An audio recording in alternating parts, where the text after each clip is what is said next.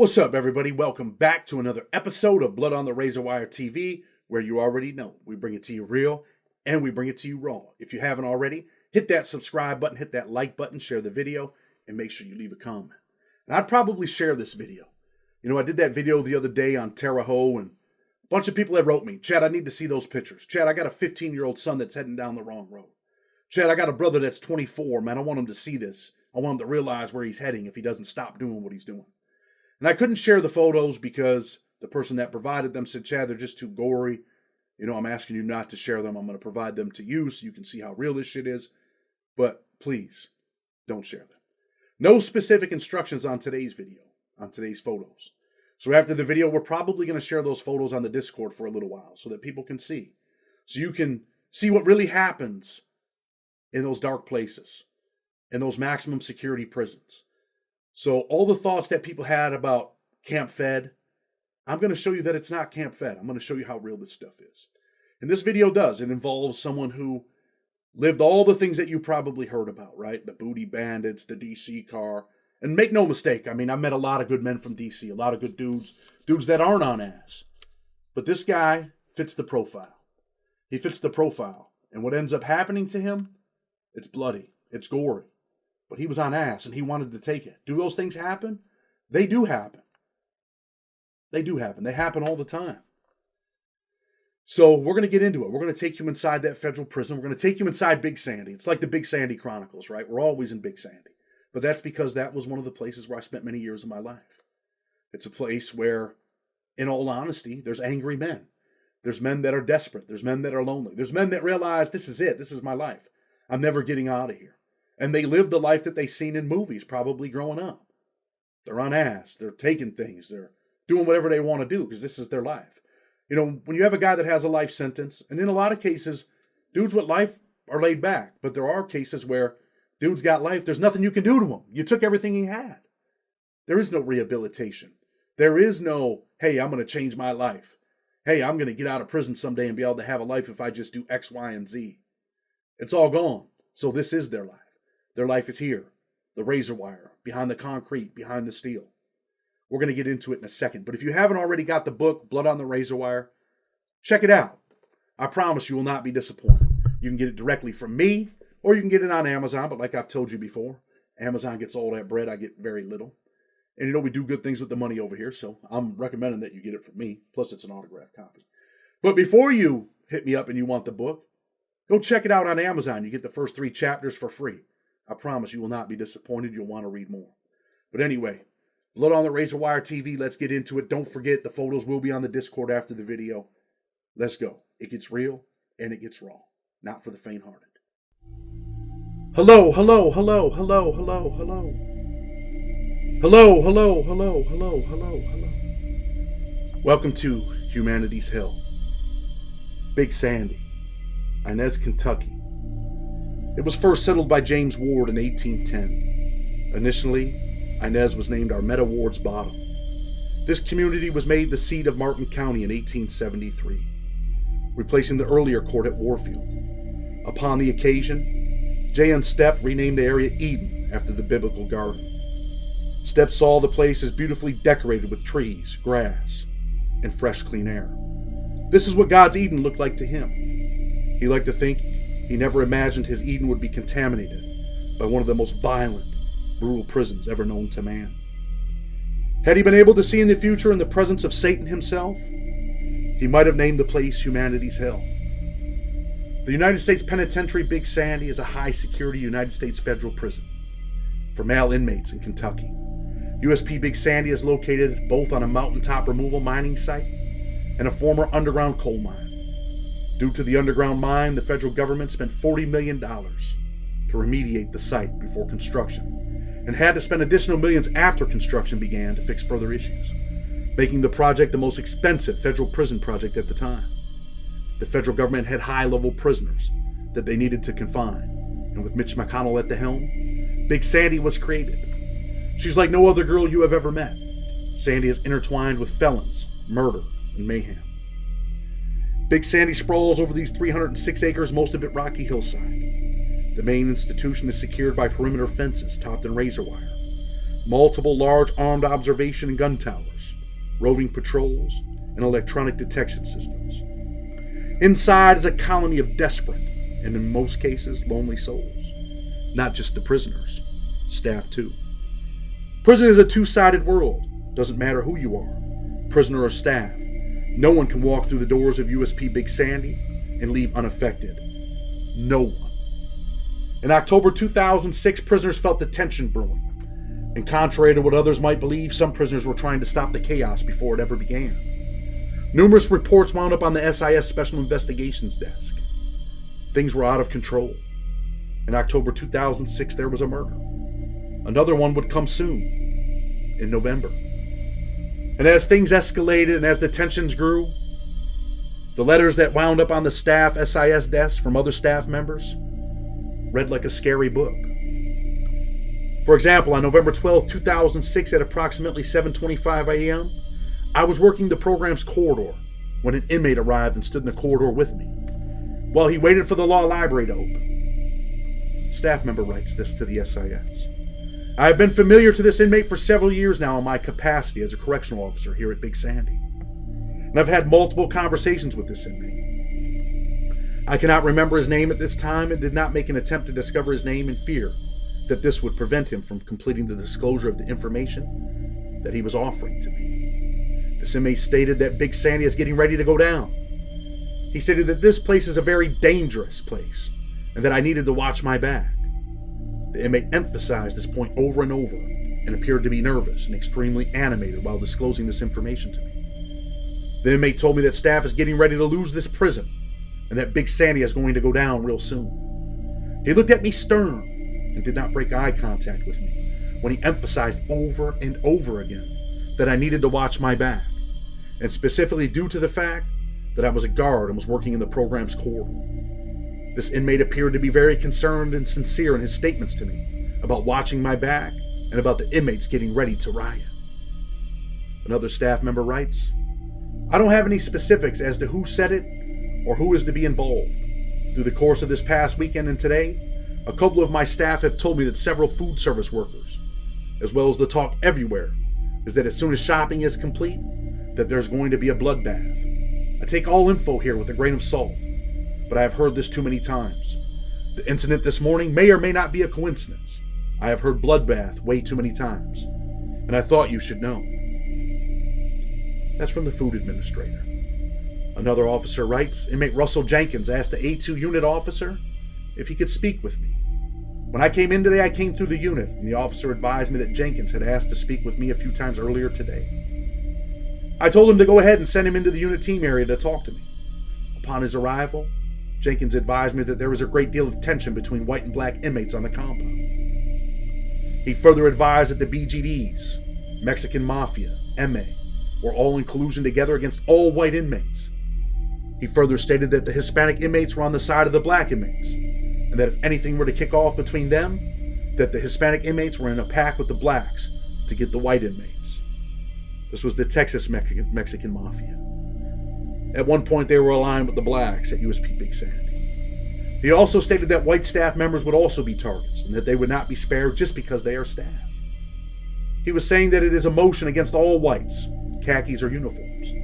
He went on to say that some of this is stemming from rumors that the Aryan Brotherhood tried or did kill a black inmate, possibly a DC prisoner at Hazleton. He also stated that he knew about what happened in the back this morning. He knew that an inmate had been killed. He asked if the inmate was a DC inmate. I told him I was not at liberty to discuss it. I believe he already knew the answer to this question, though, because of his actions. He also stated that the administration here are going to get people killed. He then stated, why did they put that guy in with those two dudes? They knew better than that, and we know it too. I received information that there may be more problems with the MAs, the Mexican Mafia, and that something may happen Thursday morning, or it could happen sooner. But they are trying to hold off until Thursday morning. I don't know why. Most times in federal prison, even in Big Sandy, when people hold off, it's because they're waiting for everybody to go to commissary because they know they're going to be on a long, long lockdown. So make sure you get all your stuff in order. That's how the rumors go. Something bad's about to happen, go to the store. We're not going to do nothing until after the store, but after that, we're going to get him. The officer continues to write, I do not know what is supposed to happen. but I got the impression it would be more fighting. FYI, for your information, I hope this is helpful. I am unsure as to how important or significant this may be, but here it goes, another staff member wrote. Today, inmate Marbley, and I want people to know that I was there with Marbley. He was in my unit. He was a DC prisoner, and he never made it out of there on a transfer. Not while I was there. Today, inmate Marbley, who was a code participant, arrived at my office door. He appeared rather anxious, and he commented, "Things are starting to get real serious around here, Miss Cassidy. I need to do what I got to do in this program and get my transfer. I should note that Marbley has been bugging me about when he will complete the code program for several weeks, as he was told by his case manager that he would not be transferred prior to completing the program. Due to the happenings of today, the number of inmates I have seen on the compound carrying large quantities of commissary, and Marbley's own uneasiness, I thought I would pass it along. As his number reflects, he is a DC inmate." At approximately 2:00 p.m., another officer stated he saw the captain going toward the SHU with the forensic personnel earlier today, and that he knows that someone was killed there yesterday. Inmate Woodland stated, "We know it was a DC homie, and 4 guys ganged up on him and beat him to death. I wouldn't be surprised to see this place locked down by next week. With the violence brewing, prison guards and even the warden could not calm the seas of men who were bent on causing violence that made purgatory look like child's play. Big Sandy is a place, ladies and gentlemen, that would make purgatory look like child's play for real. It's a place of anguish, loneliness, desperation. A place where violence is at an all-time high. It was then and it is now. There's no fixing it. People that have life sentences, as I said earlier, sometimes are bent on causing chaos. Sometimes it's the only way that they can deal with their emotions, or their depression, or their disappointment in life. There was a Crip gang member named Terrell Johnson. Sometimes, in federal prison, people can be Crips, they can be Bloods. They can be a part of a gang and say, "I'm not on gang time, I'm all alone, I'm doing my own thing. Yeah, I'm a Crip, but I ain't running with you guys." And sometimes they let them. I was surprised at such a notion, but this is how prison works. So this Crip gang member, Terrell Johnson, he was sitting in Big Sandy. He was serving a 168-month prison sentence. 14 years. He had a release date. He was going to get out when he was still a young man. But at Big Sandy, he would soon turn that 168-month sentence into 480 months. And for those of you that need to count, it's 40 years. I know because I too was sentenced to 480 months, 40 years. His scheduled release date was January 18, 2013. Today, his release date is no longer that. He would have been home many, many years ago. 9 years ago, he would have walked out of prison. And you know, when you look at the facts, sometimes it's not his fault. Some people can say, you know what? It wasn't his fault. But now his release date is May 10, 2035. His home now is another dangerous federal penitentiary, USP Pollock. And how he's making it, I do not know. But he seems as if he's safe. One of the most dangerous federal prisons the U.S. has to offer is USP Pollock. In fact, they're locked down right now. Just got locked down a few days ago for stabbings, fights. Kelvin Speight. He was a DC prisoner that many people know as Spider. He was doing all the things in prison that you've heard about. He was pressing Johnson for prison sex. Speight was over 6 feet tall and weighed over 200 pounds. His sentence? He was sentenced to die in federal prison. He'd never walk out alone. He'd never walk out free. Instead, he knew that his fate was only one thing. He knew that he'd leave here on a gurney. He'd leave here when he stopped breathing. But he probably didn't expect that his life would end in October 2006. But that's exactly what happened. But why was he serving life? We need to look at him, find out who he really was as a man, as a person. He was in prison for burglary, and he also had the Big R. We won't tell you what the Big R is, but you can figure it out. We don't want YouTube to bang us or block us. But the Big R is what you can think. The second letter is an A. The third letter is a P. You figure out what the last one is. Yeah, he was one of those guys. He was one of those people that would take it. Speight was everything you have heard when it comes to DC prisoners. And not all are bad, but they do have that jacket. They have that persona that they're on as. His prison jacket reads like a criminal novel.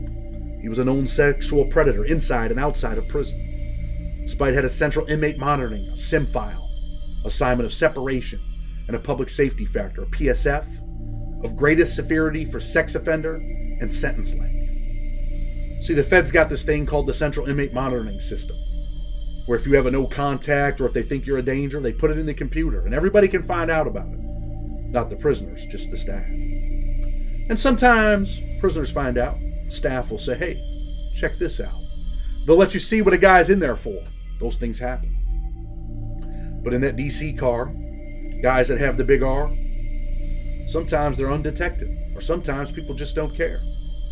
Sometimes their car allows it, depending on the prison that you're at. The inmate had security threat assignments for arson, assault on officers, and again, the big R while in prison. Inmate Speight had a criminal history of burglary, the R, armed robbery, assaulting correctional officers, and he even tried to escape. Why wouldn't he? He was sentenced to life.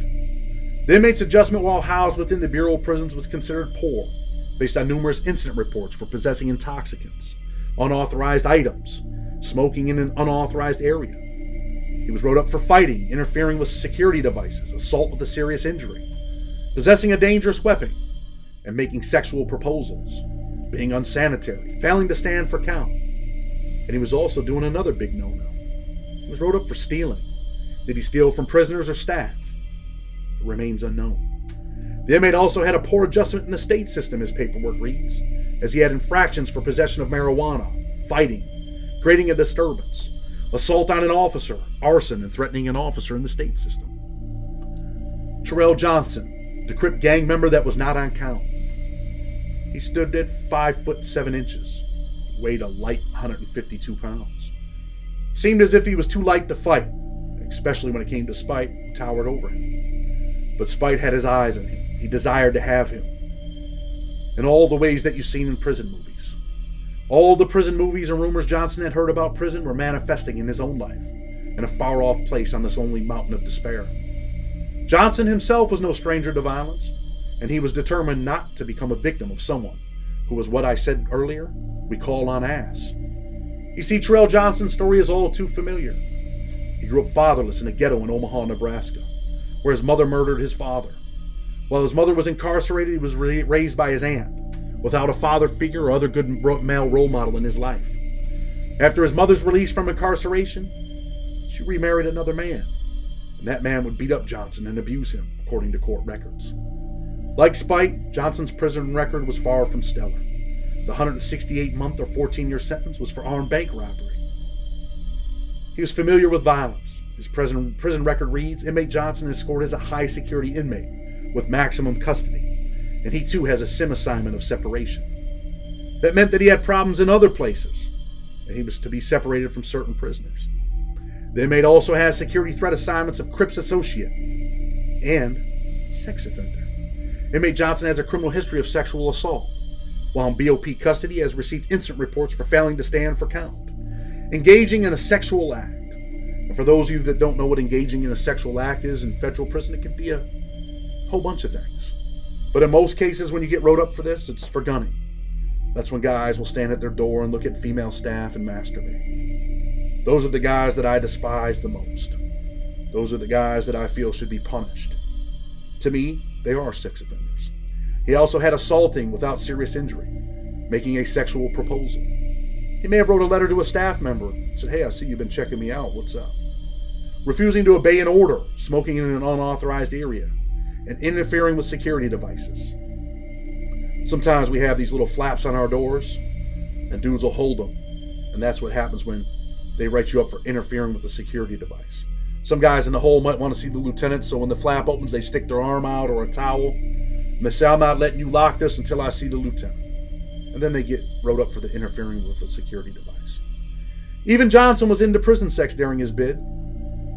But was it prison sex through masturbation? Or was it with other men? He says it wasn't with other men. He was rejecting Spider, but Spider was determined to have him. He seen this young man and something in his mind said, I want this guy. What the hell was he thinking? I do not know. Johnson was placed in the SHU under a threat assessment. He notified SIS that he was being pressed by DC prisoners for sex. In particular, the man we'll now call Spider-Man. Spider-Man was pressing him. And Johnson said, "Hey, I need help. I'm just a little dude. This dude wants to take my buttocks. He wants my butt, and I don't want to give it to him. I need help." And according to Johnson, the SIS officer went to the DC prisoners and told them that Johnson informed them that he was being pressed for sex. See, the SIS officer went out on the compound and put old Johnson in danger. Big Sandy staff determined, obviously wrongly, that Johnson was in no danger, but that would soon be manifested to be wrong. They sent Johnson back to the compound and provided him no safety. What they do in federal prison, and listen up, young man, you could go to protective custody and say, "Hey, I need help. These people are going to hurt me." And staff members will do an investigation, and they'll say, "Our investigation has determined that you are not in jeopardy. We spoke to the DC inmates, and they said, it's no problem letting you back on the compound. They made a promise to staff that they will not hurt you." And they knock on your door. "Johnson, pack it up. You're going back to the compound." 90% of the time, prisoners will say, "I refuse." And then they get a write-up for refusing to program, refusing to go back to the compound. The people in the shoe will talk shit to them. "Man, I heard you. You're soft. Scary ass motherfucker." All those things happen to them. But not for Johnson. Johnson said, "You know what? I'm going to go out and brave the storm. Can't fix something you won't face." He didn't want to get rode up. He didn't want to sit in the hole for a year. Back then, they'd make you sit in the hole for a year. You have to refuse the compound 3 times. Then you'll sit there for a year, and then they'll transfer you. But Johnson had had enough of solitary confinement. He had enough of being in the hole, being in the shoe. So, like I said, he braved the storm. He went back out. He would later write that he was being verbally abused and called an informant for telling on Spider. While housed in USP Big Sandy, Terrell Johnson felt that he had done all he could do. His anger, his shame, and fear of being robbed of, his booty. He began to make plans to kill Speight, according to him. He bought a shank from another prisoner and decided the day of judgment had finally arrived.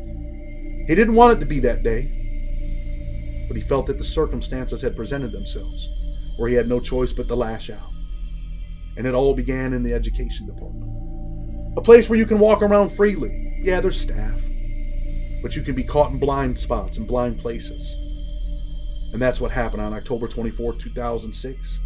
At approximately 9 o'clock a.m., they came face to face, and Johnson pounced like a wild animal. You see, Spider-Man grabbed his butt, told him, "I want that." And Johnson had already been armed with his knife. He seen Speight was there. He took it out of his boot, had it close by in his pocket, lanyard wrapped around his wrist. And then the deuces were hit. There was a fight in progress. Weapons involved is what came across the speaker. Education staff notified the control. Control notified all the other officers. And they began to run to education. They wanted to break up the melee. It's their job, right? Inmate Terrell Johnson was observed by staff stabbing Spider-Man, inmate Kelvin Speight, 13276007, with a homemade weapon. He swung and lashed out with anger and fear. It was his time to avenge all the harassment that he had endured. All the times that Johnson told him he wanted his butt, it was his time now. For Johnson, like so many other prisoners, he knew there was no way off this mountain of misery. And that's the position that the Federal Bureau of Prisons will put you in. They will put you in a position where you have to kill or be killed. They will put you in a position where your butt can be taken.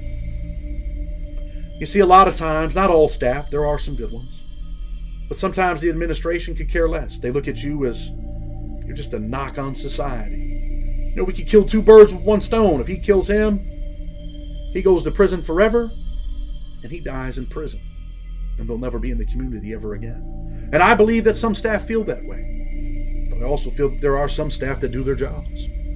But in this case, staff rejected his pleas for help, for a transfer, like they do in most cases.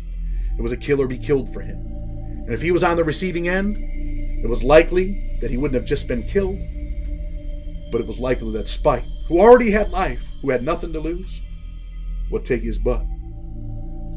This isn't a joke. Taking his ass, taking his butt. It's not for views, it's not for likes, it's reality. These types of things happen in prison. That's why they have PREA now. The battle is on, and Speight is bleeding profusely as the 2 prisoners tangle. But it's too late for Speight. He's been hit in the neck. Blood is everywhere. It's spraying, it's gushing. His blood, too, will be left on the razor wire forever. His life forever lost. Responding staff and those who are already in the area, they separate Johnson and they separate Speight. And you might think that the battle's over, but it's not over. Because another DC inmate, a fellow Conrad, DC prisoner, Abdul Rahman 32313 007, he rushed at Johnson, and he too was armed with a weapon. A prison shank, a menacing weapon. He begins to stab Johnson as Johnson tries to fight back. You see, DC prisoners stick together, as most cars do in federal prison. He's seen Spider-Man in distress, but his response was far too late. It didn't matter that Spider-Man was on ass. I don't know if Abdul Rahman was on ass too, but he certainly had a long sentence, and he was a DC prisoner. That's not to say that all DC prisoners are on ass. Don't make a mistake and think that they are, because they're not. There are many good men from there. Abdul Rahman was a 25-year-old prisoner at the time. He was sentenced to 23 years with 5 years supervised release for aggravated assault, carrying a pistol without a license, assault with a dangerous weapon, armed robbery, and possession of a gun during a crime of violence. He was scheduled to be released on July 16, 2022. Abdul Rahman was scored as a high-level inmate with an in custody, and he too had a sim assignment of separation. It means he had a problem with someone somewhere else. What he did, I do not know. While in BOP custody, he too had a record. Not as bad as Johnson and Speight, but he had incidents for refusing to work, assaulting without serious injury. He was absent from a work assignment and refused to obey an order. And on one occasion, he did threaten bodily harm. Prison guards were able to separate the two prisoners, and the battle for life and death had ended, at least for Johnson and Abdul. While Abdul was stabbing him, Johnson thought that his life might end. He didn't know that Speight was already done. Speight was bleeding profusely. He tried to walk away, but fate was already in place. Staff would put him on the ground and then place him on a gurney as they tried to stop the bleeding. It was far too late, but they tried. See, the medical staff in federal prison, sometimes they do try. Sometimes they want to save you. Sometimes they look down on you and they say, let me save this guy because this is my job. Sometimes they do, sometimes they don't. Aaron Pike was saved. Mr. Speight, he was not saved. They called in the ambulance. They call in the ambulance and Speight doesn't know, but it's already over. He doesn't know. He probably looked up at the sky and maybe he's seen God. Perhaps he's seen the devil. Perhaps he's seen angels. But if I was a guessing man, I'd say that people came to get him from the deepest depths of hell. And Johnson, while handcuffed to the prison infirmary bed, and you see him in the thumbnail. That's Johnson in the thumbnail on that prison hospital bed. That's Abdul Rahman, the other kid with the dreads. Johnson, while handcuffed to the prison infirmary bed, told the staff member what happened and why he did what he did. The report says, on October 24, 2006, at approximately 9 o'clock a.m. in the USP Big Sandy Health Services, inmate Terrell Johnson, 16390-047, was waiting on the nurse to conduct a medical assessment following an altercation with another inmate. I asked Johnson, a Crips gang member, if this incident was isolated, or was this incident going to cause problems on our compound due to Kelvin, Speight, and Abdul Rahman being from Washington, D.C. You see, staff don't want problem with D.C. because D.C. has a big car. And if something happens, it's going to be wild and out of control. It's going to be hard for staff to control, to simmer things down. Once they start, it's like a stick of dynamite. Once it blows up, it's on. Johnson stated that it would cause problems because he used a knife on Spider. Johnson stated that it was not over with him in D.C. I asked what he meant. Johnson said that he was not a punk and that Speight was pressing him for sex. And he stated that he don't get down like that with other men. Johnson said that the next D.C. inmate he sees, he's going to kill them. He could care less about their lives. He's tired of them. He said that they were predators, that they were dangerous, that they were rapers, that they were sex offenders, that they victimized other prisoners like him from Nebraska. Because he was alone, on his own. He wasn't in a car. Yeah, he was a Crip gang member, but he was off count. Johnson said that he meant to kill Spider. If he gets around him again, that he would finish the job. But while he laid on that prison hospital bed, he didn't know that Speight was gone already. He didn't know that that last breath had been taken. But he planned that if he ever seen him, that he would kill him. Or was just a move? Or was this just a move to make sure that there was a separation? Did he not realize that after he stabbed him that there would be a separation for sure this time? This time staff would have to act. Why? Because violence had been committed. They couldn't just pretend that he was no longer in danger. I asked Johnson if the Crips or NOI knew that this was going to happen. Johnson said that he did not run with anyone at USP Big Sandy and that he kept to himself. Johnson said that he knew that he had started a war with the DC inmates everywhere for the rest of his sentence. I asked him, why did this happen? Again, Johnson said that he stabbed Spider because he is a man and not going to be with another man. Johnson said it was over nothing more than Spider pressing him for prison sex. Johnson said that Spider and his DC homies rolled up on him today in education. He said that Spider wasn't alone, that he had his homies with him. Nobody knows if it was Abdul Rahman. Johnson stated that he did not want to do what they wanted him to do. He said that this is definitely not over, and that he feared being stabbed for stabbing Spider. He feared for his own life. And then things got real. The FBI was called in. Sometimes when there's a murder, or all times when there's a murder, the FBI will show up. They do their investigation, they process things, and they get ready to take people to federal court. And that's what they did with Johnson. But he didn't know yet that the game was being played. Inmate Johnson told that FBI agent that inmate Speight, who he knew as Spider, was pressing him for sex. The same thing he told the cop as he laid on that hospital bed. He said he knew Speight was a sexual predator and that he hung out with the DC inmates, his quote-unquote homeboys. Inmate Johnson went to education department to use the law library, where he encountered inmate Speight. Inmate Johnson claimed that inmate Speight again propositioned him and grabbed his buttocks. Inmate Johnson stated at about 9 o'clock a.m. he got up to go back to his unit. However, inmate Speight fouled him. He was determined to have his ass. Inmate Johnson stated that he and inmate Speight were walking down the hallway when he suddenly turned around and lashed out and began to stab Speight in the neck. He said they wrestled on the ground briefly before being separated by staff. He told this officer that he was placed on the floor by staff, but before they could restrain him, he was assaulted by another inmate, Abdul Rahman. Inmate Johnson told this officer that he purchased a weapon, a prison-made ice pick type weapon, about 2 days prior to the assault. He only paid 4 books of prison stamps, the currency in federal prison. Inmate Johnson admits bringing the weapon to the education department in his boot, but was planning to assault inmate Speight at a later time. Inmate Johnson stated he intended to kill inmate Speight. He didn't want to just injure him. He wanted to take his life. He wanted to make sure that he didn't victimize anybody else. He was like a demon in his dream, and he felt the only way that he could be okay was if he slayed the booty bandit. And that he did. Inmate Speight was treated locally, there in the medical department at Big Sandy. He was then sent to a local hospital where he was pronounced dead at 9:50 a.m. Inmate Johnson was treated for lacerations to his knee, shoulder, and forearm. Abdul Rahman had stabbed him. He too was injured. The case was accepted for prosecution by the U.S. Attorney's Office, and the FBI Special Agent Stephen Spahn was assigned to that case.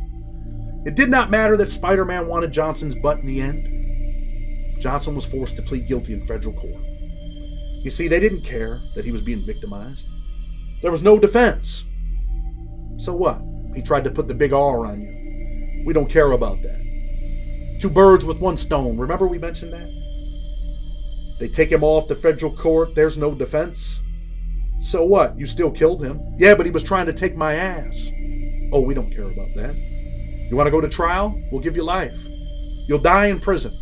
Or you can go ahead and take this 312 months or 26 years. We'll add that to your current sentence. It'll be 40 years. Or you can go to trial up here in the great state of Kentucky in federal court. And these folks will come marching in, old coal miners and coal miners' wives. Let me tell you something, young man. You're an African American from Nebraska. You're labeled as a Crip gang member. Do you think you got any wins over here? These white folks will blast your ass. They'll find you guilty. They don't care that another man was trying to do all the things that we hear about in prison movies. You will lose, son. So either you take the 312 months or you go ahead and get life. And this is the part that you better listen to, young man. These people could care less about you. When you go to trial in federal court for drugs, for murder, for robbery, most of the times they're going to get a conviction. This is about Terrell, but you could easily be Terrell Johnson. You could be that young man facing the rest of your life in prison. And that's what happened. 26 years was added on. 480 months, 40 years. Big Sandy, USP Pollock, USP Hazleton, USP Coleman, USP Pollock, USP Beaumont, USP Thompson. All of these places, like Big Sandy, will take your life whether you lose it on the razor wire or you lose it in the courtroom. Today, Terrell Johnson is 46 years old, and he will leave prison at the age of 59 years old. The best years of his life forever gone, spent in a lonely prison cell. Do you want that to be you? Do you want to be like Johnson with no life left? Where your life is put out like a smoldering fire? It could be you. And make no mistake, you're in the driver's seat. You're driving your car. Your destination will be determined by you. Federal prison is a dangerous place. It's a lonely place. It's a place where anger is at an all-time high. Men are angry because they have life. Men are angry because they're sitting in there for 30 or 40 years. And when you give people time like that, they feel like they have nothing left to lose. So it's balls to the wall. It's everything or nothing. Where do you want to spend your life? In humanity's hell or free? This is Blood on the Razor Wire TV.